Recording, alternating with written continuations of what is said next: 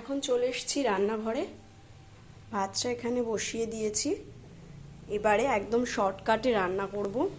বাড়িতে যখন কেউ থাকে না তখন আমি একদম শর্টকাটেই রান্নাটা করি।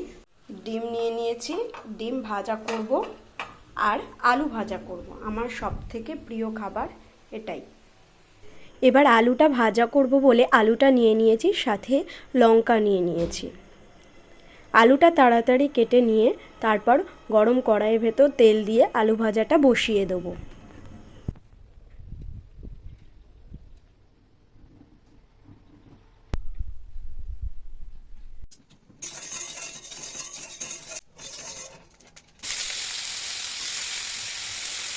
পরিমাণ মতো লবণ আর হলুদ দিয়ে দিয়েছি, আর সাথে দুটো কাঁচা লঙ্কা দিয়ে দিলাম।